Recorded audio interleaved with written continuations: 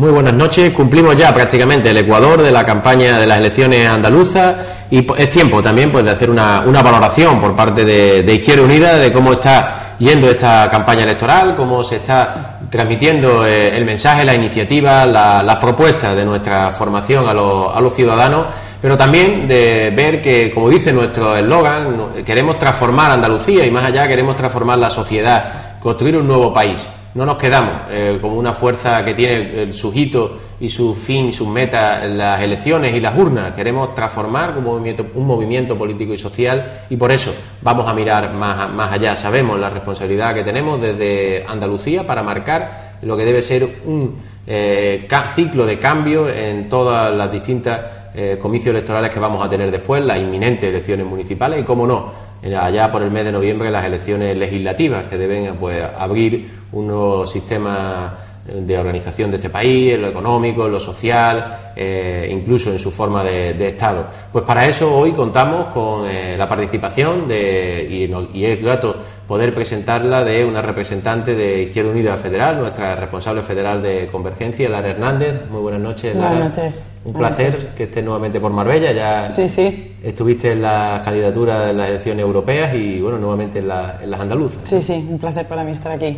Y como no, también pues Victoria Morales, que es candidata también en el Parlamento de Andalucía, en esa lista provincial para el Parlamento andaluz, también, como ya saben, número 2 para las elecciones municipales, desde el municipio, como decíamos, desde el Estado, desde la comunidad autónoma, en todos los espacios, Izquierda Unida con su mensaje transformado. Sí, además, buenas noches Miguel, buenas noches Lara, con nuestro mensaje transformador que hacemos desde lo municipal, ahora corresponde a lo andaluz y en noviembre será a nivel nacional. Ahí donde hay un municipio está Izquierda Unida y donde hay una movilización social, un conflicto laboral, es donde hemos estado siempre Izquierda Unida. Ahora toca transformar Andalucía para ser un referente a nivel nacional y seguir desarrollando el trabajo que hacemos a nivel municipal, pues es darle un empujón a estas andaluzas, pero no es diferente a lo que venimos haciendo. Siempre estamos en la calle, siempre estamos con nuestras asambleas abiertas, donde puede entrar todo el mundo puede participar. Ahora con el programa que estamos llevando, pues bueno, darle la opinión y la participación a todo el mundo, pues darle ese empujón que es continuar con el trabajo que hacemos a diario. Nosotros no necesitamos cambiar en elecciones y salir a la calle solamente en las elecciones. La suerte que tenemos Izquierda Unida es que siempre estamos en la calle y es nuestra acción habitual estar con la gente, compartir con la gente y bueno, dar a conocer a nuestros candidatos y dar a conocer nuestras propuestas a nivel andaluz para que la gente sepa que nuestra opción de gobierno en su momento, antes de que nos desahuciaran, era vinculada a la mayoría social y al rescate ciudadano, y ahora pues para informar a la gente que decimos, que hacemos lo que decimos y que nos queda mucho trabajo por realizar a partir del 22 de marzo. Eso es la calle como el espacio también en las elecciones y bueno, Lara precisamente ha estado en la barriada del Ángel, reunida pues en una asamblea en la plaza de esta colonia histórica del Ángel, ahora también pues con el conjunto de viviendas sociales, y es precisamente ahí, en la realidad, en lo concreto, donde se lleva ese mensaje entrando en la participación y en el diálogo con los vecinos. Sí, además, la jornada del día de hoy, que se desarrolla en toda la provincia de Málaga, precisamente ha comenzado, ¿no?, en la ciudad de Málaga con un encuentro que hemos tenido junto con el candidato a la Junta por Málaga, el compañero Castro, y ha sido un encuentro en el que se ha presentado junto con alcaldes y alcaldesas de toda la provincia la propuesta de democracia participativa que ha trabajado Izquierda Unida y en concreto no una ley que se quedó, digamos, lamentablemente bloqueada en la Junta de Andalucía por esta sorpresiva ruptura, ¿no?, del Partido Socialista. Y efectivamente hilando, ¿no?, es decir, no es solo la propuesta, que es también curioso que coincida en tiempo y espacio, ¿no?, que hemos debatido en la ciudad de Málaga en torno a esa propuesta en concreto y después se traslada a la práctica en el encuentro que hemos tenido hoy en la barriada del Ángel con los vecinos y las vecinas de esta zona de Marbella, en la que se demuestra que efectivamente nuestras propuestas políticas no son solo digamos, una invención o no vienen del aire, están hechas trabajando con la gente, escuchando cuáles son las demandas de la gente, cuáles son sus necesidades concretas, y en base a eso se construye un programa lo más amplio, lo más participativo, que intenta precisamente garantizar, ¿no?, que sus derechos y sus necesidades más básicas van a ser cubiertas, ¿no? Algo que ni el Partido Popular ni el Partido Socialista están haciendo a nivel andaluz y a nivel estatal en todo el conjunto de España, desde luego. Ahí vemos, por ejemplo, esas imágenes en las que los vecinos y vecinas de Laje, hace poco, bueno, la veíamos mientras intervenía Lara Hernández, pues llevaban esa voz de la reivindicación de cuestiones básicas, ¿no? Cuestiones como lo que llamamos los mínimos vitales, que es poder tener derecho a acceso a garantía a agua, luz y lo que siempre pues explicamos de forma muy clara: pan, trabajo y techo, ¿no? La vivienda, los derechos laborales y las garantías mínimas. Pues desde luego esa es la manera de hacer campaña de Izquierda Unida. No viene a escucharnos a nosotros querer proyectar nuestra imagen y vanagloriarnos, sino a escuchar a la gente, que es lo que nos preocupa. Y desde luego la gente, que cuando empieza a organizarse, empieza a sentirse pues también poderosa, porque la gente es poderosa cuando ejerce sus derechos, cuando se organiza, ¿no? Y a partir de ahí es donde se abre la ilusión y la posibilidad de poder transformar, que es a lo que vamos, ¿no? Sí, claro. Además, la participación y el darle la voz a la gente hace que la gente sí se ilusione, porque se siente implicada, porque se siente protagonista. Y nosotros, además, queremos que la gente sea protagonista. Nosotros siempre lo hemos dicho, Miguel, en muchas ocasiones, que nosotros queremos mandar obedeciendo, porque nosotros somos parte de la mayoría social que estamos en crisis. No venimos a dar lecciones a nadie y a hacer políticas que al final no nos influyan a nosotros. Y hablábamos, por ejemplo, en nuestra candidatura para las municipales, es el fiel reflejo que somos la realidad, somos autónomos que están ahogados por los impuestos, somos estudiantes que se ven ahora condicionados con el famoso 3+2, somos gente joven que está pensando en irse al extranjero a trabajar, desempleados, mujeres en precario. Es decir, que al final el diagnóstico lo tenemos, y el trabajo para la mayoría social es para nosotros fundamental, porque bueno, nosotros somos parte de la mayoría social, y la gente, cuando tú le das voz, se implica, se ilusiona, porque mucha gente nos habla de esa desilusión, y es verdad que están muy desilusionados con la política, porque bueno, el bipartidismo se ha encargado de que la gente no se preocupara por la política. En ese llamado estado del bienestar en el que nos han vendido muchos años, pues lo que han hecho ha sido: nosotros hacemos política por vosotros y vosotros a lo vuestro. De aquellos lodos vienen estos barros, porque la gente no ha estado preocupada ni implicada en la política, y ahora es donde se destapa todas las tramas clientelares y toda esa corrupción que se ha ido haciendo de espaldas a la ciudadanía, y esa fuga de dinero público hacia lo privado. Es normal que ahora en esta situación tengan ese desencanto. Nuestra tarea es retomarlos, porque la gente es fundamental para hacer la política. La política es desde donde se decide, donde se pone una farola, un banco, si se hace un plan de empleo, si hay que garantizar, como hemos estado hablando, los mínimos básicos. No puede existir en Marbella y en San Pedro 500 cortes de luz, y la gente le ilusiona que se le escuche, más que darle lecciones. Y nuestras propuestas además están nutridas de todo eso, de todas esas propuestas, todos esos puntos de vista son lo que nutren nuestras propuestas y nuestra acción futura en la Junta de Andalucía, claro. Y precisamente, hablando de futuro, ¿no?, decir que Lara pues representa dentro como responsable federal de Convergencia, pues muy cerca también de Alberto Garzón, nuestro candidato ya a la presidencia, además malagueño también, malagueño. Pues ese mensaje transformador que nos traía de ilusión y de esperanza en un nuevo país, y que además marcaba, bueno, que Andalucía ahí forma un hito y se está mirando hacia Andalucía. Totalmente. Además, ahí, o sea, yo creo, ¿no?, dos puntos que se ha puesto ya sobre la mesa, ¿no?, y que me parece importante incidir en relación a lo que comentas, ¿no? Es decir, cómo tenemos que mirar hacia el futuro, porque hoy día pues la gente lo está pasando mal. Es tan sencillo como esto. Es que no hay que darle muchas vueltas a la cuestión.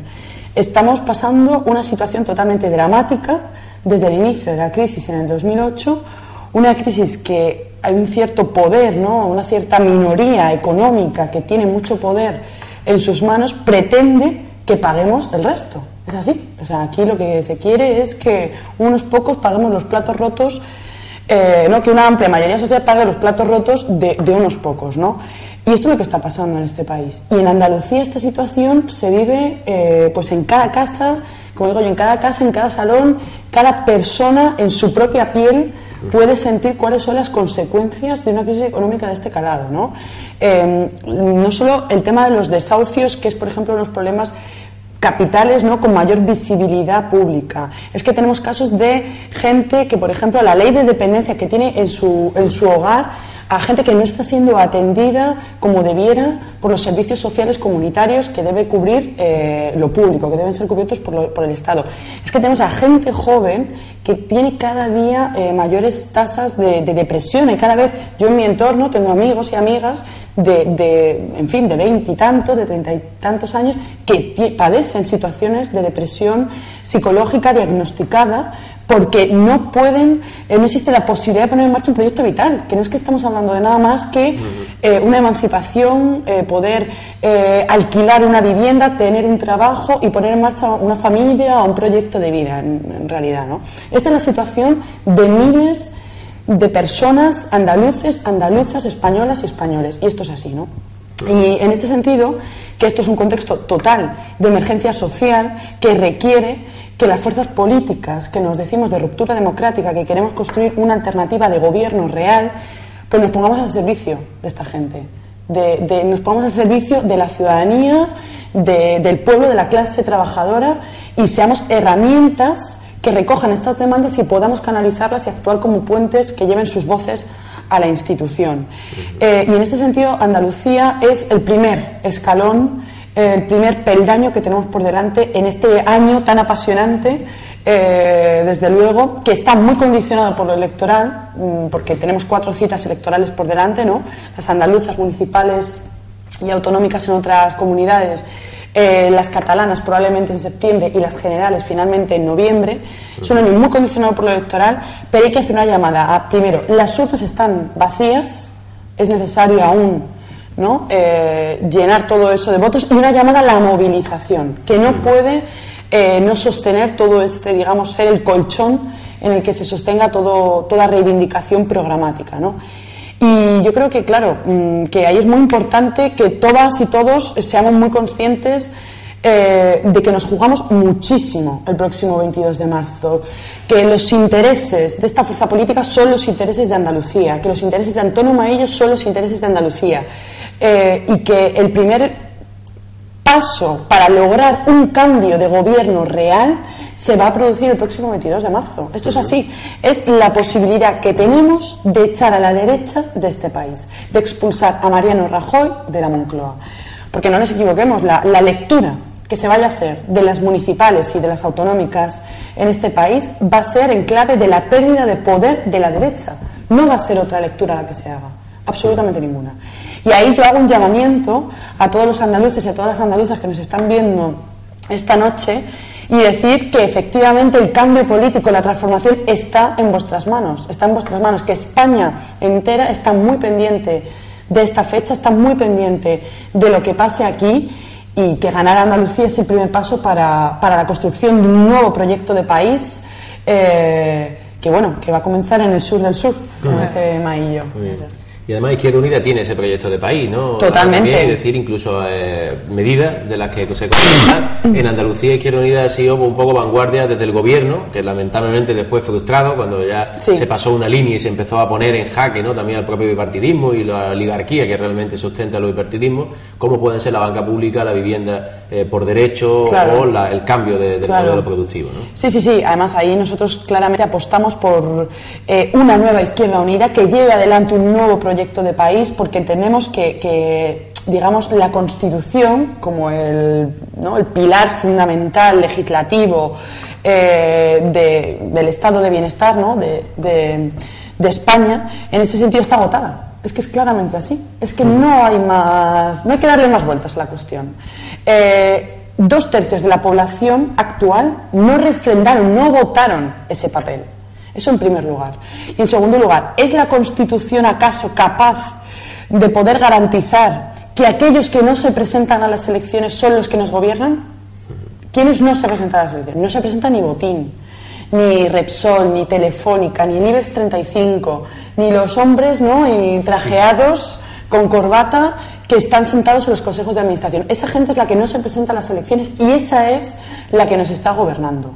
¿Es la Constitución capaz de efectivamente garantizar que no son ellos? No, no lo es. ¿Es la Constitución capaz de dar cobertura, ¿no?, de garantizar derechos y esos mínimos vitales, ¿no?, a los que nos referíamos? Que la gente es lo que le preocupa, la casa, en fin, la casa, la educación, la sanidad, el colegio de nuestros hijos y de nuestras hijas. ¿Es capaz de garantizar eso? No. Es un papel mojado que ha sido entregada en bandeja de plata a la Troika, a los intereses de instituciones como el Fondo Monetario Internacional, la Comisión Europea y el Banco Central Europeo. Y en este sentido, nuestro proyecto político estratégico a nivel nacional apuesta por la construcción de una nueva Constitución que sea la hoja de ruta, es decir, que marque el camino de cuál es el modelo de España, cuál es el modelo de país que las y los españoles quieren, ¿no? Y en ese sentido hacemos un llamamiento a todas las fuerzas políticas que se digan de izquierda, rupturistas, transformadoras, a todos los colectivos sociales y a todas las personas para sentarnos a dialogar, a hablar y ver cómo es posible entre todos y todas, ¿no?, construir algo digno, que no estamos pidiendo la luna. Claro, es así, no estamos pidiendo la luna, nada más que una transformación real y no un cambio para que nada cambie. Y el ejemplo lo tenemos en Andalucía. Ayer yo me quedaba gratamente sorprendida cuando nos reuníamos con el exconsejero de Turismo Fali y con todo el sector turístico, donde al final se sentaban los sindicatos, se sentaban los representantes de los guías de turismo, se sentaban los representantes de los hoteleros y de los campos de golf, y lo único que dijeron fue y agradecieron a el consejero que se hubiera llevado a cabo un plan contra la estacionalidad dialogado, donde todos llegaron a un consenso para cambiar y ser transformadores en el ámbito del turismo y evitar la estacionalidad y crear un empleo de calidad. Para mí fue gratificante ver cómo todos los sectores lo que hacían era agradecer a nuestro consejero ese gran trabajo que era durante 2 meses haberse sentado a dialogar y haber llegado a un consenso para que el turismo fuera un motor real, que lo es, pero no puede ser estacional. Para mí fue una situación gratificante que nos reconozcan ese trabajo y que además debemos desarrollarlo. Nos podemos quedar, y no nos hemos quedado en el gobierno, en acciones puntuales. También queremos reindustrializar Andalucía. No podemos vincular todo al sector turístico, porque no nos olvidemos de la burbuja inmobiliaria. No podemos dejar Andalucía otra vez vinculado solamente a un sector. Debemos diversificar. No debemos dejar de lado la agricultura, que tenemos la materia prima, y ahí está el plan de la ley de agricultura. Si tenemos la materia prima, ¿por qué no somos capaces nosotros mismos de transformarlo y nosotros ser los distribuidores y que llegue al consumidor con un precio inferior y con todo ese dinero de los mediadores quedándose en Andalucía y generando trabajo? Es decir, una transformación real para hacer un cambio. Y esas son las propuestas que hemos estado haciendo.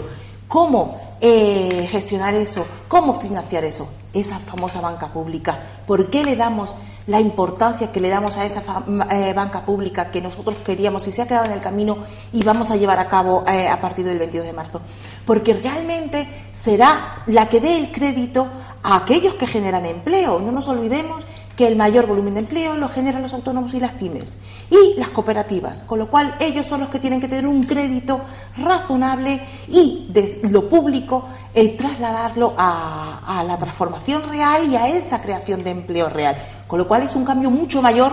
No nos podemos quedar en leyes puntuales y en seguir exactamente igual. Lo que hemos propuesto lo seguimos proponiendo y como ejemplo y del sur van a ir todas esas propuestas al final a Madrid, al gobierno central, y esperamos también tener esa representación suficiente y esa mayoría social a la espalda que respalde esas políticas. Y nuestro Alberto Garzón, presidente del gobierno.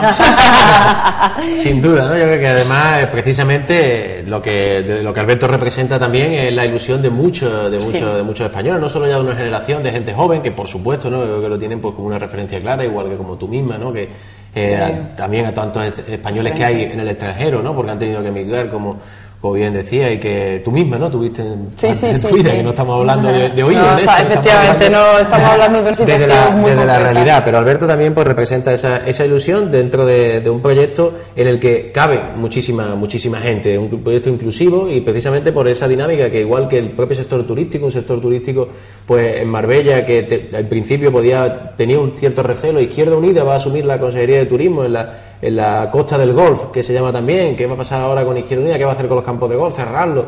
Vamos a hacer, no, pues evidentemente están muy contentos porque han visto que Izquierda Unida, si tiene algo, es que tiene una forma de actuar clara, y es desde la participación, el diálogo, la concertación social, y ha conseguido sentar a los empresarios con los trabajadores, en este caso, y juntos buscar fórmulas. Y por supuesto que potenciar el golf allí donde es algo que genera también riqueza y empleo, ligado, eso sí, pues a la sostenibilidad ambiental. Hay que buscar esos parámetros, no a que sea el reclamo para luego una operación urbanística en torno a los campos de golf especulativa, esto no. O por ejemplo, cómo se ha decantado totalmente, porque Izquierda Unida, si hay algo que lo define, es que tampoco es neutral, sabe a quién defiende y a quién apoya, pues a los pequeños comerciantes frente a las grandes superficies, con esa propuesta de poner un impuesto a las grandes superficies. Por tanto, vamos viendo cómo todo va encajando desde una lógica muy clara, y con esa misma lógica creo que es como Alberto Garzón pues explica ese proyecto de nuevo país, en el que hay un eslogan claro, que es que todo cambie, ¿no? Cambiarlo todo para que todo cambie, ¿no? Yo creo que por ahí van las cosas,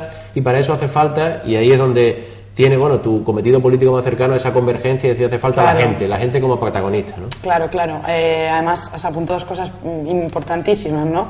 En primer lugar, la figura de Alberto Garzón, desde luego que es ya nuestro candidato a la presidencia del gobierno, y es sin lugar a dudas una persona que, para mí es desde luego una de las personas más visionarias políticamente, ¿no?, que tiene esta organización, en la medida en que ha sabido interpretar, ha sabido leer el momento político actual, y es plenamente consciente de que en este momento necesitamos un cambio con carácter de urgencia, y que necesitamos construir desde abajo, partiendo, como tú bien dices, desde lo local, desde lo municipal, esa alternativa que vaya de abajo a arriba, ¿no? Que cuente siempre con las propuestas más concretas, con los problemas más concretos que afectan a la gente, y que eso se ve claramente en todas las elecciones municipales y autonómicas, desde luego con una claridad total que echa para atrás, ¿no? En ese sentido.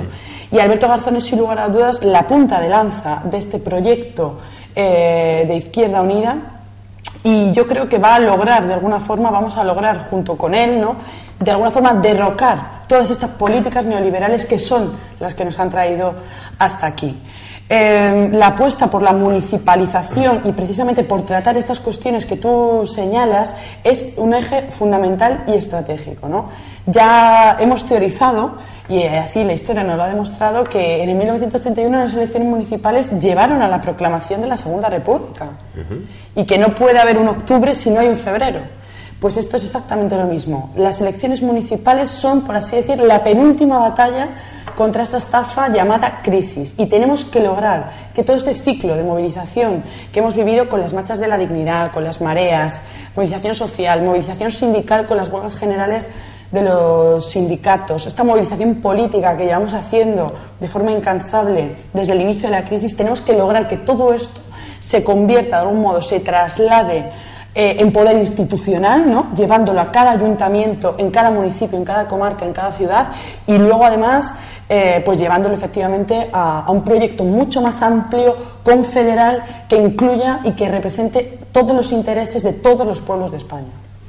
Sí, ahí, como tú dices, además, el municipalismo es una cosa que además a Izquierda Unida nos caracteriza. Y tenemos ejemplos de gobiernos de Izquierda Unida donde se hacen las cosas diferentes. Tenemos en Conil un gobierno que además también muy vinculado, como pasa el turismo, existe un gran diálogo entre todo el sector y esos beneficios revierten en el propio municipio. Es decir, que tenemos experiencias municipalistas muy buenas donde gobierna Izquierda Unida, y nosotros no nos desprendemos de lo municipal. Al final el municipio es el gobierno más cercano, no nos podemos olvidar que al final es la mayor cercanía con los ciudadanos, y en los municipios es donde se da el diagnóstico particular de cada municipio, y hay que trasladarlo luego al resto de las instituciones, es claro. Como bien dices, además en lo municipal, exactamente que a nivel andaluz y a nivel nacional hemos estado en todas las movilizaciones, conflictos laborales, en las huelgas generales. Recordamos aquella plataforma contra los recortes, donde 6.000 personas salieron a la calle de Marbella para reivindicarlo. Que nos devuelvan lo robado, porque bueno, aquí también tenemos la idiosincrasia de ese gilismo que se ha trasladado, y las políticas ahora mismo son lo más parecido a lo que está haciendo aquí el Partido Popular, a ese populismo en el que vincula a la gente a unas elecciones, a esos bizcochos, a esos churros, a esas comidas, pensando que la gente es tonta, y la gente no solamente es tonta, sino que cada vez es más consciente de lo que nos jugamos, y cada vez una gente concienciada y crítica es la que nos va a ayudar a transformar, porque desde esa conciencia y desde esa crítica es lo que necesitamos y lo que quiere la gente para precisamente participar, para construir ese nuevo proyecto de municipio que será en mayo, ese nuevo proyecto de Andalucía que será en marzo, y ese nuevo proyecto de país que será en noviembre. Y que es fundamental porque nos bloquea después también la autonomía, por ejemplo, para actuar desde los ayuntamientos, desde la propia gobierno andaluz. Izquierda Unida ha estado en el gobierno andaluz, ha conseguido aprobar una ley para la función social de la vivienda, pero ahí viene el recurso después del gobierno del Partido Popular que bloquea, y por tanto pone otra vez a los bancos en el centro de sus políticas en lugar de las personas, rescatando bancos y no personas, deja fuera la ley de la función social de la vivienda, hacía alusión a la dependencia, que también es una ley que está aprobada, pero que ha desactivado por inanición económica el Partido Popular, o nos impone un modelo educativo como es el de la LOMCE, después con el 3+2, totalmente excluyente, clasista, o entrando en la libertad de la mujer, o las libertades públicas con la ley Mordaza, etcétera. Por tanto, hay que ir también a la mayor, ¿no? Y está clara esa determinación. Sí, yo creo que está clara la determinación que tenemos por delante, y es efectivamente esta, ¿no? Todo lo que tú has planteado, ¿no? Derrocar estas políticas que nos han traído hasta aquí, hay que acabar con ellas, basta ya. Y hay que poner las personas en el centro de la política. La política no puede ser ajena a los problemas concretos de cada uno de nosotros, de los que estamos aquí presentes, de los espectadores que nos están viendo y que tienen situaciones concretas, problemas concretos, que es necesario que la política atienda a ellos, y que los políticos y las políticas también, estemos, ¿no?, atentos, con ojo avizor a qué es lo que está pasando, porque eso es lo que se trata. Es que no se trata nada más que eso, de averiguar cuáles son los problemas individuales y darle una solución colectiva. Y el Partido Popular y el Partido Socialista, junto con un entramado amplio, ¿no?, medios de comunicación, poder económico, etcétera, lo que han intentado es generar un clima de intoxicación, han generado una desafección hacia la política. La gente ya piensa que mejor, pues que cada cual, ¿no?, como dice la expresión, que se saque sus propias castañas, ¿no?, efectivamente, ¿no? Y eso no es así.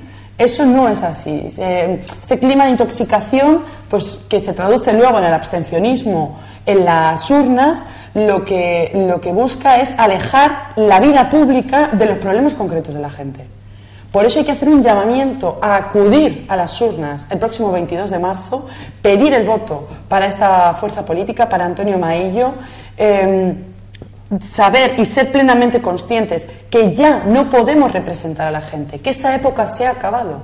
Nosotros no estamos aquí para decirle a la gente que vayan el 22, depositen la urna en la papeleta, se vuelvan a su casa, se sienten en el sofá y esperen a que va a haber una clase política que la va a representar. Eso se ha terminado, eso se ha acabado. Ahora lo que se trata es de ser capaces de poner en marcha mecanismos que impliquen a la gente en la toma de decisiones colectivas, ¿no? Los procesos de convergencia están, son procesos que digamos, se han extendido por todo el mapa geográfico y político del país de una forma sorprendente, y esto es algo que no nos podíamos imaginar hace apenas un año. Es que hace apenas un año nadie podía hablar de 15, 20 procesos de que si ganemos, en fin, Guanyén Barcelona, ganemos Madrid, Guanyén Valencia, en Galicia tenemos la Marea Atlántica, en Logroño también hay un ganemos La Rioja, bueno, en concreto la ciudad de Logroño, ¿no? Esto hace un año nadie se lo podía imaginar. ¿Por qué? Pues porque, digamos, que el neoliberalismo, es decir, el momento, las políticas que estamos viendo, han hecho que mucha gente distinta se ponga a trabajar sobre lo concreto en torno a lo mismo. Ha eliminado, digamos, ¿no?, esos elementos que nos diferenciaban, porque nos hemos dado cuenta que si trabajamos juntos sobre lo concreto, llegamos mucho más lejos, somos más fuertes y podemos garantizar una salida a esta situación a todo el conjunto de la población, ¿no? Y esto es lo que hay que poner en valor, ¿no?, la necesidad de construir candidaturas y construir proyectos políticos de unidad popular. Eso es por lo que estamos trabajando en todos los puntos y en todos los rincones de España y bueno, la apuesta está hecha y yo creo que va a ser ganadora. Pues la verdad es que sí, justamente hablabas de eso, de una construcción, y Antonio Maillo en el vídeo que se ha hecho para las elecciones habla de construir la luz, ¿no? Y posiblemente eso que dice en la luz, que queremos poner luz en esa oscuridad de la desesperanza, de la exclusión, del sufrimiento, de la falta de libertades, ¿no? Por tanto, el mensaje está ahí claro. Vemos que además hay una sintonía y están conectados perfectamente Izquierda Unida y todos los movimientos sociales que hay alrededor de nuestra organización, que siempre ha tenido esa vocación como movimiento político social transformador. Y por tanto, lo que queremos ahora es que cada vez seamos más los que empujemos para que esa luz sea realidad, ¿no? Y puede brillar y destellar y cegar a todos esos intereses que hay que son contrarios a la mayoría social. Pues un placer, Lara, que hayas podido compartir contigo, tanto aquí como en Marbella, y con Victoria, pues igualmente. Seguiremos en próximas ocasiones nosotros, y Lara, por supuesto, también, que claro, encantada, cuando haga falta. Le tomamos nota. Y hoy, bueno, pues también queremos a los telespectadores, las telespectadoras que han podido acompañarnos, dejarles pues también con una rueda de prensa que creemos de mucho interés, con la intervención de nuestro coordinador federal, Cayo Lara, y hablando sobre un asunto también de primer nivel, como es la vivienda, el derecho al techo, en este caso. Pues en Marbella, la ciudad de la especulación, la ciudad donde sabemos que hay miles de viviendas vacías, más de 16.000 viviendas vacías, cuando hay personas sin vivienda, cuando hay desahucios, cuando hay personas que viven pues en distintas familias en una sola vivienda porque tienen que reagruparse por las necesidades económicas, le están forzando a ellos. No se desarrolla, sin embargo, vivienda protegida, vivienda promovida desde lo público, y esta es una de las iniciativas que junto a Cayo Lara presentamos en esta semana. Desde luego es posible, desde lo público, desde conceptos como el alquiler social, hacer viviendas también en Marbella, y que la vivienda en Marbella pueda ser lo que la Constitución dice que es un derecho y no un negocio. Os dejamos con esta rueda de prensa y los emplazamos hasta la próxima semana. Buenas noches.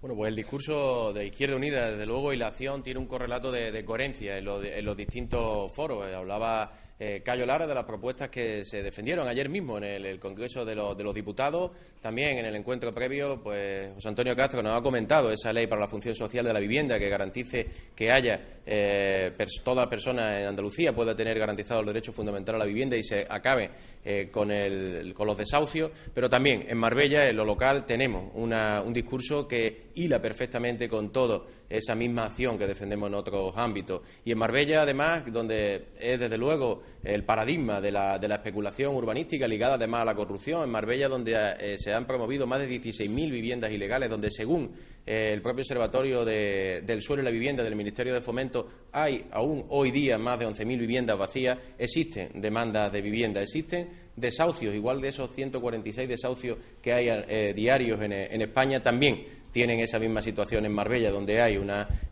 plataforma local de estos desahucios que está constantemente recibiendo las reivindicaciones, las demandas y necesidades de muchos vecinos que sufren esta situación. Por tanto, es más injusto. Por esto nosotros desde Izquierda Unida venimos desde hace ya mucho tiempo, incluso antes de que estallara esta burbuja en forma de la crisis especulativa inmobiliaria de forma clara. En 2007 propusimos en el Ayuntamiento que se creara una empresa pública de la vivienda, una propuesta que incluso fue aprobada por unanimidad. Por tanto, el acuerdo está ahí. Lo que ocurre es que no se ha cumplido 8 años después. a pesar de ser más necesaria que nunca. Y por eso vamos a iniciar una campaña que continuará en los próximos meses, también informando a la ciudadanía, porque hay mucha necesidad de demanda de vivienda en Marbella que no está cubierta. El plan general recoge construir 9.500 viviendas de protección oficial en su periodo de vigencia. Pues bien, en los 8 años de gobierno de Ángeles Muñoz, del Partido Popular, solo se han edificado 144 viviendas y además la mayoría siguen estando aún vacías porque había una lista de 6.000 personas que la solicitaron, pero luego por el mecanismo de gestión, dando a una empresa privada su promoción y por tanto haciendo una vivienda al final de promoción privada, encarecida incluso con el suelo que se le repercutió al precio, pues salía más económico incluso poder adquirir una vivienda en renta libre que la vivienda de VPO, y esos 6.000 demandantes, como decimos, no han llegado al final ni a cubrir por imposibilidad de hacer frente a una hipoteca ni esas 144 viviendas. Sin embargo, hay opciones y están desde luego vigentes, que son las que defendemos desde Izquierda Unida, y es que haya una red pública de viviendas en alquiler social o alquiler con opción a compra. Tener el alquiler como la referencia con la que hay que desarrollar y garantizar el derecho a la vivienda también en Marbella, donde se ha especulado tanto, donde la vivienda ha sido tan solo objeto de negocio, una mercancía. Queremos que la vivienda sea un derecho y por eso estas iniciativas que presentamos desde Izquierda Unida, marcando las zonas concretas donde el Plan General de Ordenación Urbana dice que se debe promover esa vivienda y por tanto pues pudiendo ir aglutinando una auténtica red municipal de vivienda en alquiler social que dé salida a todas esas necesidades que estamos teniendo de forma muy clara en Marbella. En la Marbella en la que se da esa paradoja, en la que hay miles de viviendas vacías y miles de personas sin vivienda. Izquierda Unida viene hoy aquí a Marbella a hablar de vivienda en un doble sentido. El primero, el de la vivienda por derecho, un derecho humano que debiera ser inalienable. Os lo ha comentado tanto Cayo Lara como Miguel Díaz. Apostamos por la dación en pago, apostamos por la función social de la vivienda, apostamos por el fomento del alquiler. Vamos a hacer una batalla con el Banco Malo, con la Sareb, porque vamos a blindar todo el parque público de vivienda frente a estos fondos buitres y vamos a intentar blindar también, o que los ayuntamientos entiendan que debe de ser blindadas también los parques de vivienda municipales. Lo decimos porque es uno de los deportes favoritos de los alcaldes y alcaldesas del Partido Popular, vender la vivienda pública municipal a los fondos buitres, especular con esa necesidad.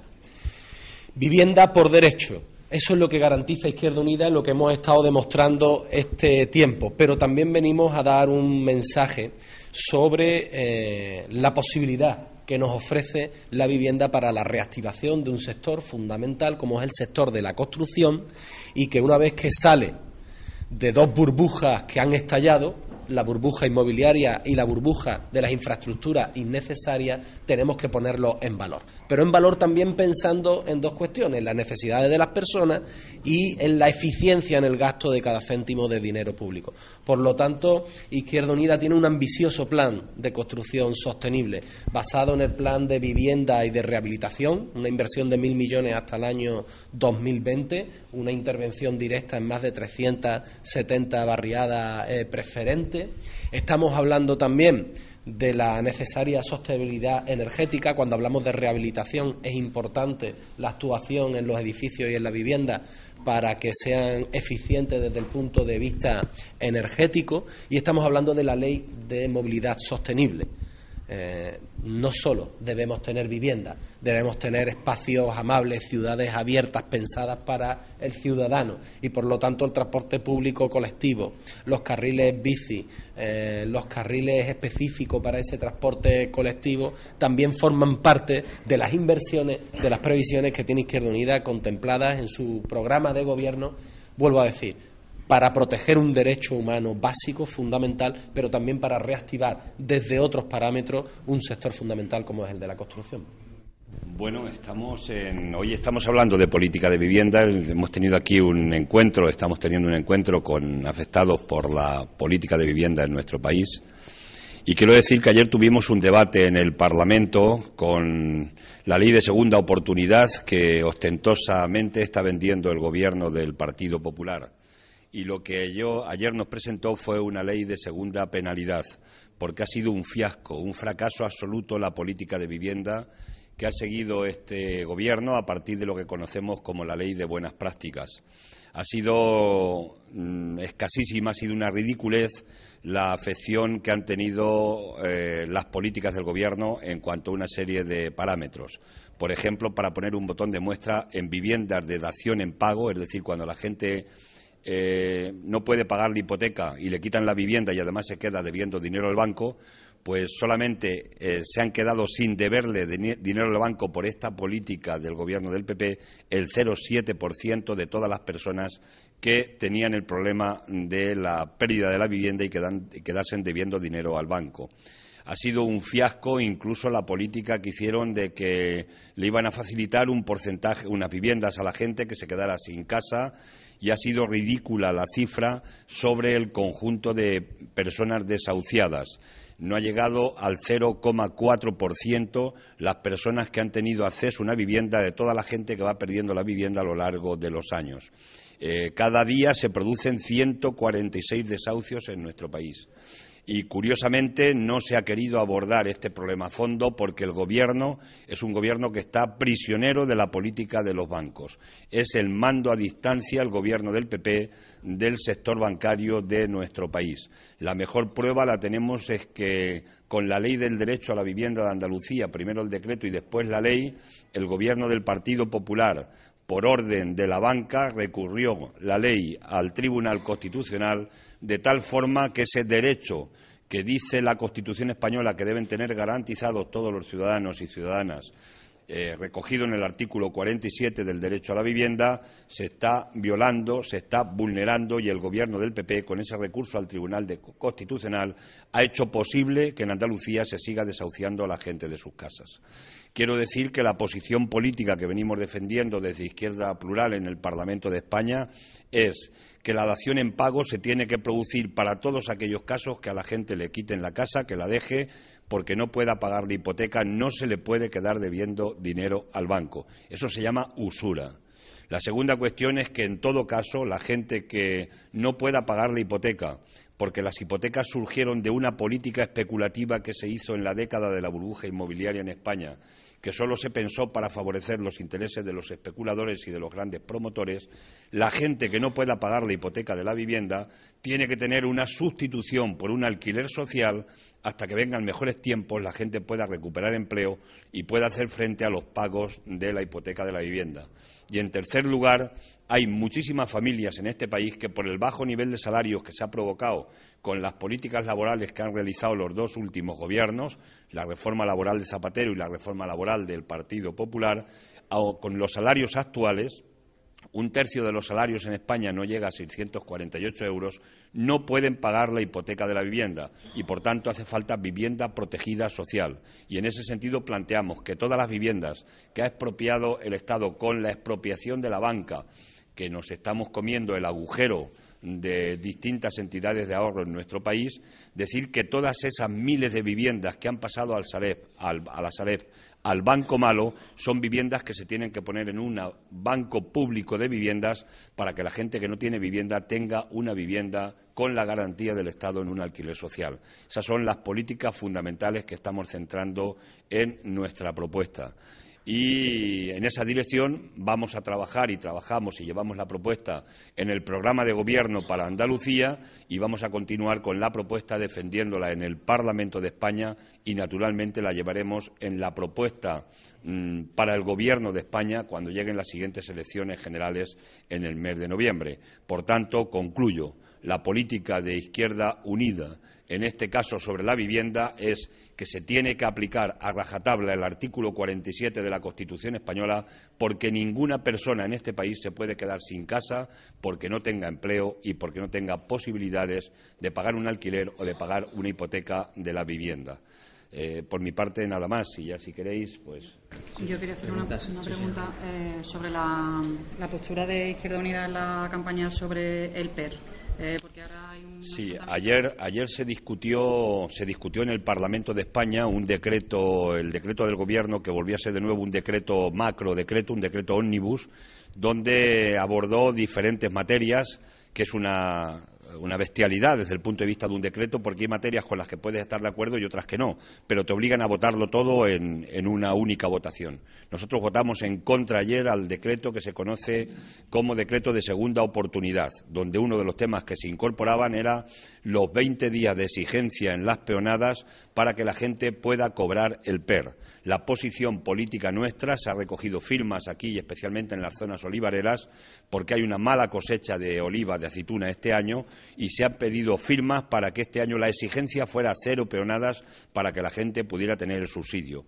Esa es la posición política que mantenemos en la organización y quiero decir además que esa posición engarza perfectamente con el artículo 41 de la Constitución española, que dice que todo el mundo que se quede en una situación de desempleo tiene que tener derecho a una ayuda de subsistencia para que no entre en la exclusión social.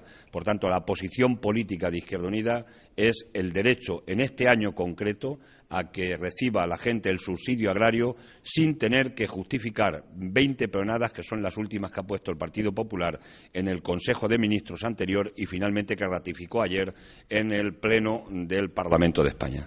Sí, yo quería preguntarle en clave local. Sus compañeros aquí en Marbella han descrito el modelo de gestión del Partido Popular como neogilismo.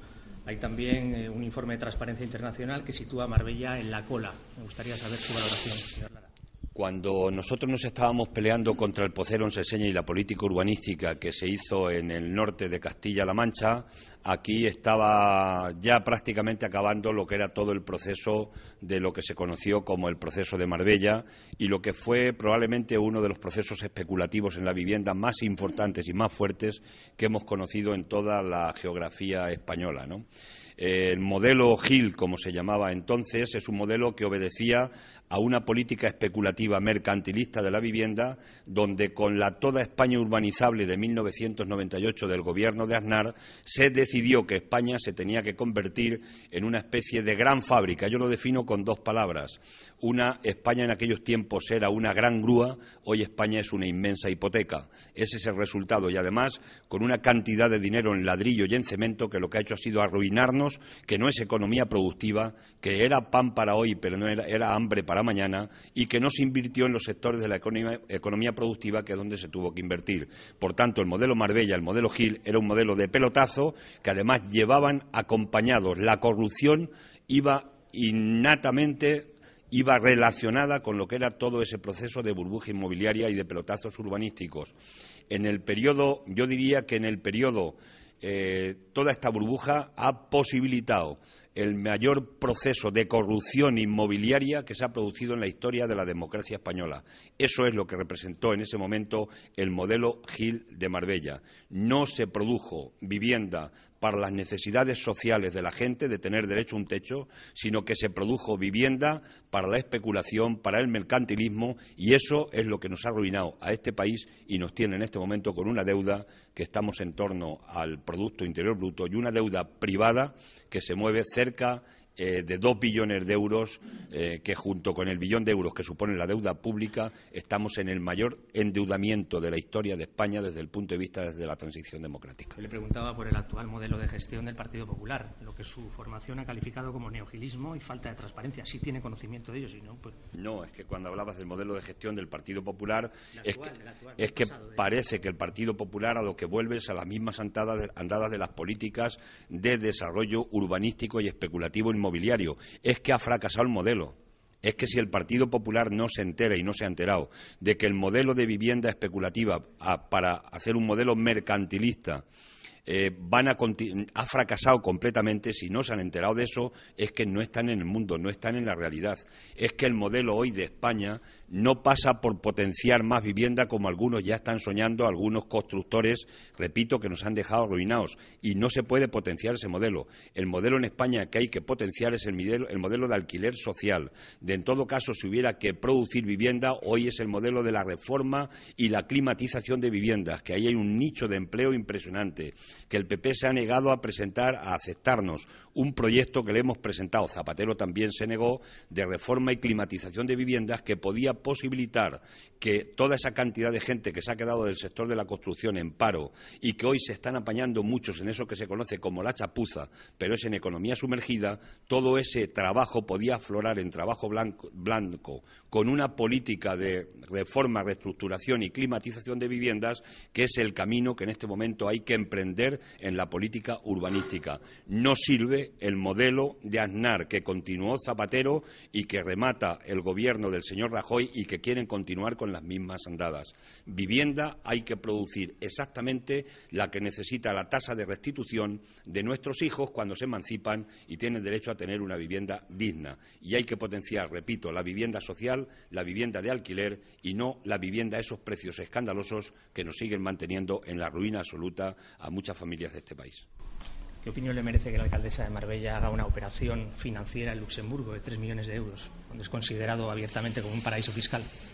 Vamos a ver, en España sabemos, y saben hasta los niños de los colegios, y cuando nosotros éramos jóvenes ya sabíamos que en España había paraísos fiscales, y sabíamos el paraíso de Andorra, y sabíamos del paraíso del Peñón de Gibraltar, y sabíamos del paraíso de Luxemburgo, y sabíamos de tantos paraísos que son, en definitiva, centros de blanqueo de impuestos que los ciudadanos se ahorran por operar dentro de los paraísos fiscales. Los paraísos fiscales hay que acabar radicalmente con ellos, porque son robarle a la gente recursos que se tienen que gastar en la sanidad, en la educación, en el bienestar social de la gente, en políticas de empleo, y sencillamente los evaden, los defraudan los grandes defraudadores.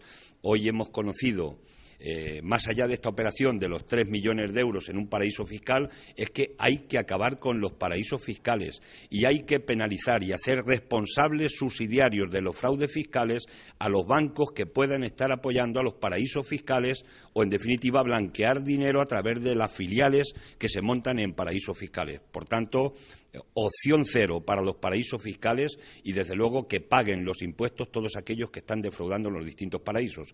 Hoy se ha demostrado, y lo tenemos hoy en titulares en la prensa, que es posible intervenir un banco, en este caso un banco en Andorra, sencillamente porque ha servido para blanquear recursos y, en definitiva, para evadir recursos a los ciudadanos, no solamente de España, sino del conjunto de los países europeos que pudieran invertir sus recursos en este tipo de bancos. Por tanto, hay que poner fin a los paraísos fiscales y los que defraudan tienen que devolver lo defraudado, porque ese es el dinero que necesitamos para dar cobertura social a las necesidades sociales que tiene nuestro pueblo. Muchas gracias.